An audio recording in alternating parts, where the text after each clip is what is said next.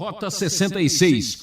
Por que será que tantas vezes nós temos consciência de que estamos fazendo algo errado, de que estamos entrando num caminho perigoso, de que estamos escolhendo a rota mais perigosa?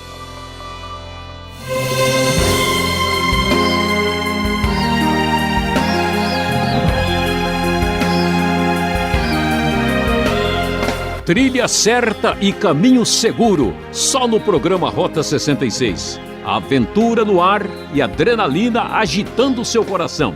Estamos explorando bem, no meio da Bíblia, o livro de Salmos. Em cada poema e em cada verso, uma verdade para o nosso progresso. Hoje o professor Luiz Saião chama a nossa atenção nos Salmos 74 e 79 para mostrar que a arrogância precede a ruína e o espírito altivo, a queda. Precisamos aprender a ouvir. Escutou? O povo que não ouviu a advertência de Deus lamentou a tragédia. É isso que o salmista experimentou. Um ouvido aberto é o único sinal acreditável de um coração aberto e obediente. Vamos à nossa exposição e preste atenção. Rota 66, caminhando pelo livro de Salmos, hoje já chegando ao Salmo 74 e Salmo 79. Hoje nós vamos refletir sobre estes dois poemas sacros e o tema de nossa reflexão será: e agora? A casa caiu. Sim, é isso mesmo que você ouviu, o reino ruiu, a casa caiu. Os Salmos 74 como 79, os dois poemas da família de Asaf, e começamos lendo o primeiro versículo da Nova Versão Internacional da Bíblia e encontramos o seguinte texto: Por que nos rejeitaste definitivamente, ó Deus? Por que se acende a tua ira contra as ovelhas da tua pastagem? Lembra-te do povo que adquiriste em tempos passados, da tribo da tua herança que resgataste, do monte Sião onde habitaste. Volta os teus passos para aquelas ruínas irreparáveis, para toda a destruição que o inimigo causou em teu santuário. Como você já estudou conosco aqui no Rota 66, nós sabemos que muitos salmos são de épocas bastante distintas. Vemos como alguns salmos têm a ver com a época de Davi, a maioria deles ligados à época da monarquia propriamente dita, ainda ao Reino Unido, mas alguns salmos são posteriores. E sem dúvida alguma, o Salmo 74 e o Salmo 79 estão descrevendo a época quando o reino de Judá caiu na mão dos inimigos, na mão da Babilônia. E agora o que acontece? Agora a casa caiu. Sim, a casa que era o próprio templo. E, portanto, este salmo é construído para lamentar e para tentar entender a grande dor, a grande questão teológica, tudo o que aconteceu, como é que fica a relação com Deus depois de tal desastre, como diz o texto, a destruição que o inimigo causou no santuário de Deus. Você deve lembrar que o reino de Davi, a monarquia, assim, no momento mais elevado de Israel, acontece aí por volta do ano 1010 até 970, prossegue pelo reinado de Salomão até 930, esse reino então é dividido e o reino do norte é Israel, o reino do sul é Judá, e Judá vai sobreviver até 586, quando os babilônios destroem a cidade sagrada, conquistam Jerusalém e também o próprio templo. E isto é terrível. Os antigos judeus do século VI não têm como entender ou digerir este acontecimento terrível. E esta dor, este lamento nacional é discutido detalhadamente aqui nestes dois salmos. O texto do versículo 4, conforme a NVI nos apresenta: teus adversários gritaram triunfantes bem no local onde te encontravas conosco e hastearam suas bandeiras em sinal de vitória. Inaceitável, impressionante, incrível. Os judeus não conseguem entender como é que o lugar que era a habitação de Deus, o próprio templo, pôde ser tomado pelos inimigos pagãos. E eles prosseguem descrevendo, o versículo 7 diz: atearam fogo ao teu santuário, profanaram o lugar da tua habitação. Já não vemos sinais miraculosos, não há mais profetas e nenhum de nós sabe até quando isso continuará. Veja bem, na verdade, isto aconteceu porque o povo havia se desviado de Deus, o povo havia rompido a aliança por causa da sua teimosia e obstinação em querer adorar os ídolos dos demais povos, em querer ser semelhante às demais nações. Portanto, Deus, já depois de ter repreendido tantas vezes a nação, tanto Israel como Judá, por meio dos seus profetas, agora permite que eles tenham as consequências dos seus próprios desejos. Vocês querem ídolos? Vocês querem seguir o caminho das nações pagãs? Pois não, então a nação pagã conquistará vocês e vocês serão deportados para lá e irão colher as consequências. Mas qual é o grande problema? Agora tudo isso aconteceu. Portanto, não adianta chorar o leite derramado. Agora a casa caiu, o sofrimento está presente na história do povo de Deus. Neste momento, apesar de tanta dor, apesar de tanta destruição, ainda se mantém a esperança na intervenção divina para resolver o grande problema. O texto prossegue no versículo 12: mas tu, ó Deus, és o meu rei, desde a antiguidade trazes salvação sobre a terra. E como se pode confiar em Deus? Pela demonstração do seu grande poder.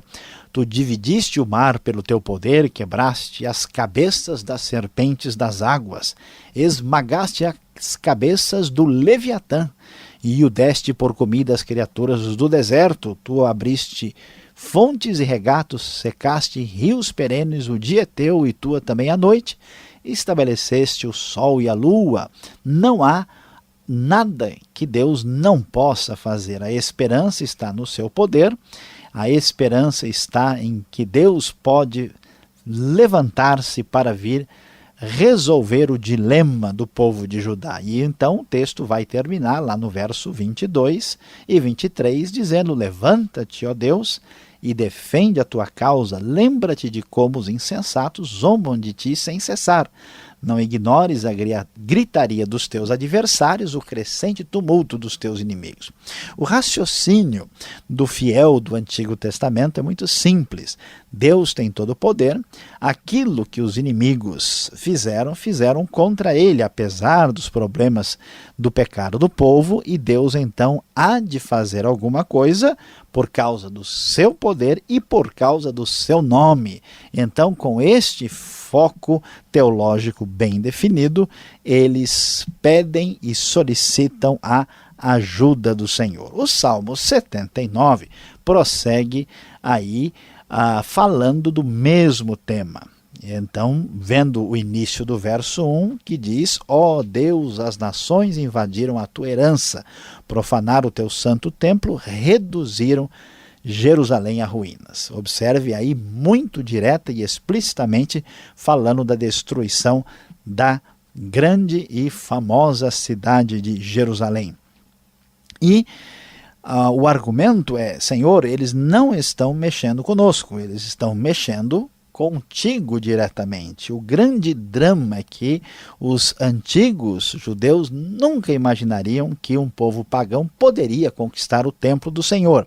Eles religiosamente se apoiaram de maneira indevida no fato de que o templo de Deus estava lá e que, portanto, a cidade seria absolutamente inconquistável, invencível, e não se preocuparam com aquilo que era o essencial e fundamental. Mas a esperança da ação divina, apesar da casa ter caído, de tudo ter ruído, permanece. E assim a oração também aparece aqui no Salmo 79. Há o reconhecimento de que o pecado dos antepassados tem responsabilidade sobre o que aconteceu. O verso 8 diz: não cobres de nós a maldade dos nossos antepassados, venha depressa ao nosso encontro a tua misericórdia, pois estamos totalmente desanimados.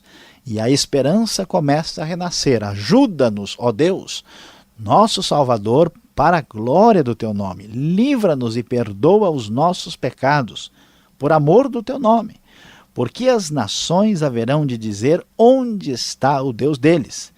Diante dos nossos olhos mostra às nações a tua vingança pelo sangue dos teus servos. Cheguem à tua presença os gemidos dos prisioneiros, pela força do teu braço, preserva os condenados à morte.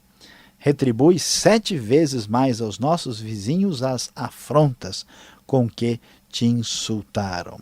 Há uma expectativa nítida e clara de que Deus haverá no futuro de trazer aí o julgamento sobre a nação pagã e que ele haverá de tratar com o pecado e com a falha do seu povo. E a esperança termina o Salmo 79 mais uma vez de modo bastante claro e manifesto. Então nós, o teu povo, as ovelhas das tuas pastagens, para sempre te louvaremos. De geração em geração cantaremos os teus louvores. Meu prezado ouvinte, como nós vemos, nós temos aqui 2 salmos que são lamentos da comunidade. E a grande questão que está em vista nesse salmo é que o que está acontecendo, de certa forma, é tarde demais. Tantas vezes os profetas, a palavra divina, trouxe a advertência de que o povo deveria ouvir a palavra divina e afastar-se dos seus caminhos pecaminosos. O povo não quis ouvir a voz de Deus, não deu atenção aos profetas. E agora a casa caiu. Por que será que tantas vezes nós temos consciência de que estamos fazendo algo errado, de que estamos entrando num caminho perigoso, de que estamos escolhendo a rota mais perigosa, mais terrível, que nos custará muito caro, que nos fará sofrer? Será que isto é uma doença universal que está presente em todas as pessoas do mundo? Será que o seu caminho tem ido nesta direção? Este salmo serve, esses 2 salmos servem para nos advertir do grande perigo de não darmos atenção àquilo que é sério e chorarmos o leite derramado depois do sofrimento, depois que a casa caiu. A nossa felicidade, a nossa alegria é que, graças a Deus, dependemos da misericórdia do Senhor. Quando falhamos com outras pessoas, muitas vezes não há retorno. Graças a Deus, que Deus, pela sua bondade, pela sua misericórdia, apesar de tanto sofrimento para o povo, ainda mais uma vez abriria a sua mão de bênção e de misericórdia para ajudar para Israel no futuro e traria o julgamento para os babilônios, conforme solicitado nestes 2 salmos. Sabemos que Deus é bom, mas veja bem, tome cuidado, não se arrisque, porque se nós passarmos dos limites, o nosso sofrimento será terrível. Seja sensato, tenha bom senso, não seja aquele tipo de pessoa que tem que, no final das contas, mais uma vez, chorar e lamentar e dizer: e agora? A casa caiu.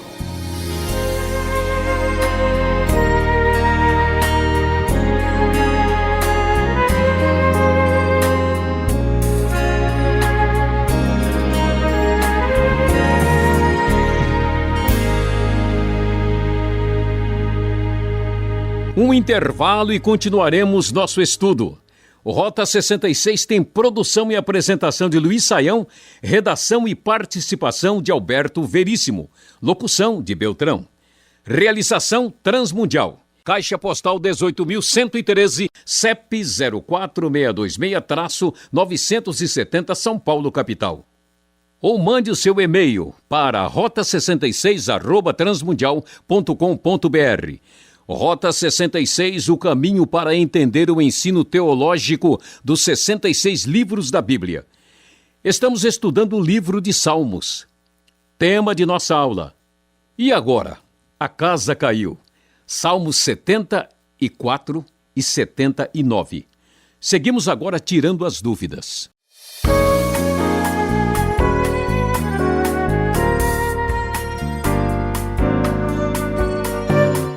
Estamos estudando juntos os Salmos 74 e 79.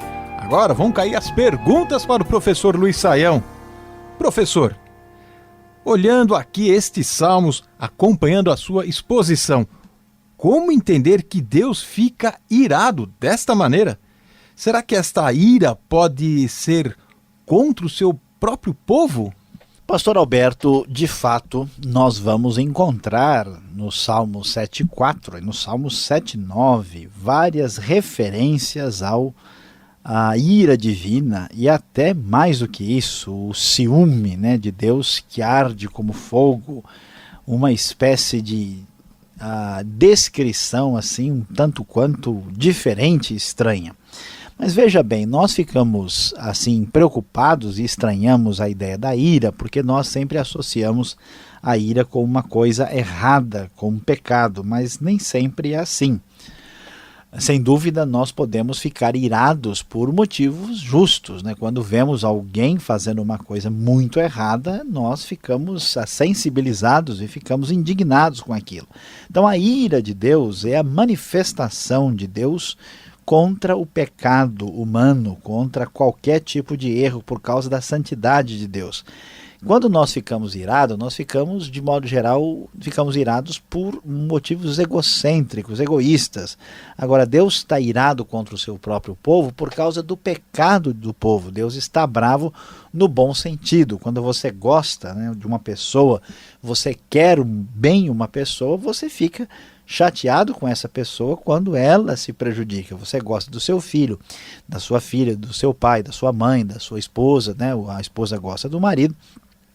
Quando essa pessoa se prejudica, a gente vai dar uma bronca, Deus, por amor ao próprio povo, certamente ele repreende o povo e trata de maneira dura. Então é verdade que Deus fica irado contra o próprio povo, Deus fica bravo e fica irado conosco, quando nós erramos, mas isso tem a finalidade, o objetivo de nos ajudar, de nos abençoar.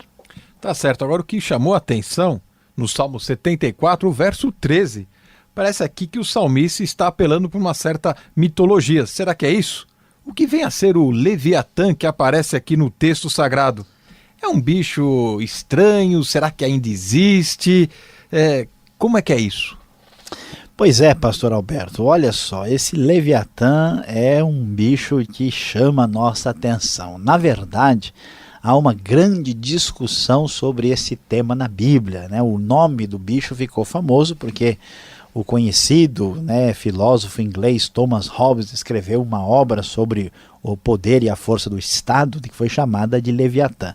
Leviatã é uma espécie de monstro das águas, um bicho grande. Aqui, neste salmo, ele está sendo utilizado aí de maneira poética. A referência que vamos encontrar no versículo 14 é uma referência à vitória que Deus deu a Israel contra o Egito. Então, versículo 13 fala: tu dividiste o mar pelo teu poder, quebraste as cabeças da serpente das águas e esmagaste as cabeças do Leviatã e deste por comida ou deste às criaturas do deserto. Então a vitória sobre o Egito, que é simbolizado pelo Leviatã, uma espécie de cobra, serpente, monstro das águas aqui, provavelmente até mesmo marinho. Nós não sabemos muito bem o que era o Leviatã. o que era o Behemoth, que é um outro bicho meio semelhante, e até um terceiro que é chamado de Raabe. Além disso, a língua hebraica fala dos Taninim, que são grandes bichos das águas, e o que realmente eram esses bichos é motivo de discussão. Pode ser, pastor Alberto, uma possibilidade, é que esses bichos sejam aí meio aparentados, ou sejam um dos dinossauros, ou dos bichos grandes assim do passado, né, mais antigos, que conviveram com o homem e foram assim descritos de maneira assustadora. Pode ser que a descrição aqui é poética. Alguns autores mais liberais acham que isso é pura mitologia, que não tem fundamento nenhum na realidade. É como acreditar no dragão, no cavalo que voa, alguma coisa dessa natureza. Mas existe uma possibilidade muito grande que existiram bichos, né, que hoje talvez seriam classificados dentro do grupo dos dinossauros, que ficaram na memória e eram conhecidos das pessoas e que eles usavam como figura de linguagem para expressar aí momentos de crise, de descrição de coisas assustadoras e apavorantes. Então esta possibilidade é bastante real. Olha, assustador estava o salmista, que eu não sei que bicho mais ele tinha visto, porque o contexto destes dois salmos, 74 e 79, faz o salmista entrar em desespero. O lamento dele é muito forte, não é? É verdade. E, inclusive, tudo indica que o salmista faz parte de um grupo de fiéis aqui. Pode ser que ele esteja ligado com o grupo de Jeremias, ou talvez do próprio profeta Ezequiel, para assim descrever as coisas do jeito que ele descreve. Mas há um drama muito difícil, pastor Alberto, que é a confiança que o povo tinha de que eles não seriam derrotados, né? Mesmo que Samaria, no Reino do Norte, tivesse sido destruída, aquele era um reino totalmente apóstata, eles começaram já errados, eles não tinham a cidade santa, eles estavam longe do templo do Senhor, e a segurança que eles tinham era muito séria. E o grande problema aqui é um problema teológico. A grande questão é, será que Deus perdeu? Como é que pode o povo mau babilônico vir e destruir, né, a nação que tem aliança com Deus, levar todo mundo como escravo e ainda destruir o templo onde Deus mora? Por isso essa consternação, essa dor e essa grande questão levantada toda hora. Escuta, Deus, eles estão perguntando, cadê o Deus deles? Olha, onde é que está, né? E esse é o drama que a gente vai ver, né, aqui, inclusive no Rota 66, como a Bíblia trata e responde a essa questão com os outros textos futuros. Tá certo. Agora, para terminar, o Salmo 79, lá no verso 8, me chama a atenção a seguinte pergunta. Pode existir pecado hereditário? Pelo seguinte, antigamente a gente falava assim, cuidado meu filho, vê lá o que você vai fazer na escola. Hoje em dia eu fico perguntando, meu pai, o que será que o senhor fez?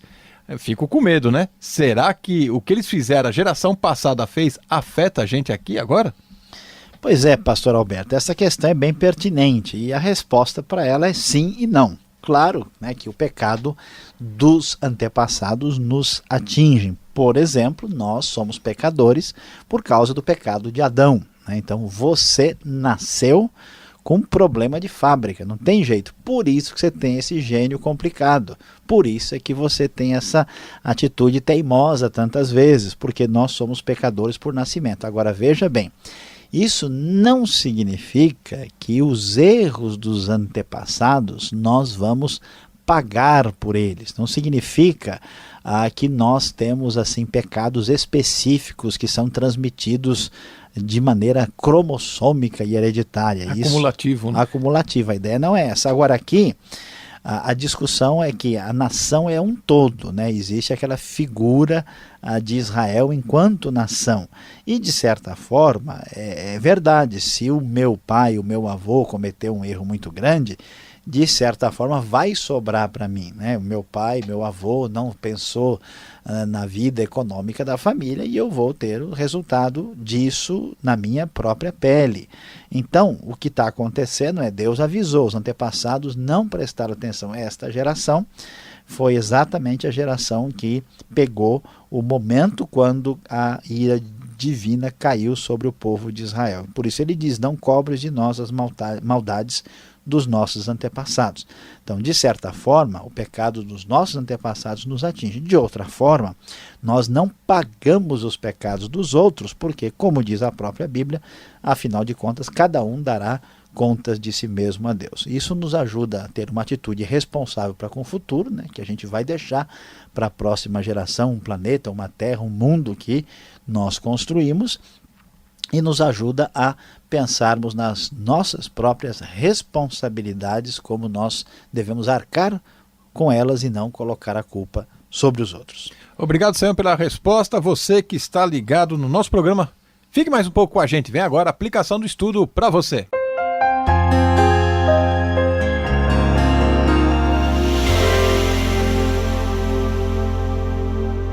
Hoje no Rota 66 você acompanhou conosco o estudo dos Salmos 74 e 79. O nosso estudo foi sobre o tema "E agora?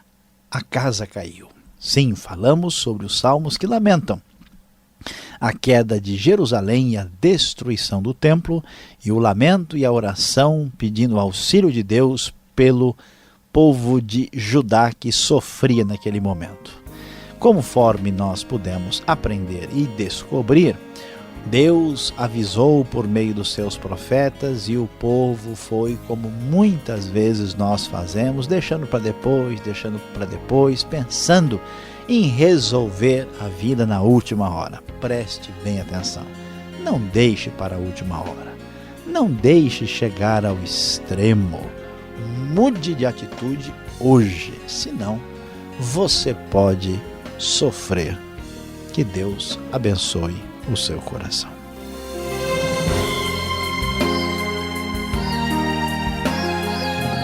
Ah, que pena, fim de mais um programa Rota 66. Na mesa de som, Samuel Matos. Eu, Beltrão, espero você nessa sintonia e horário com a série Salmos. Veja o site transmundial.com.br. E obrigado pela audiência e aquele abraço.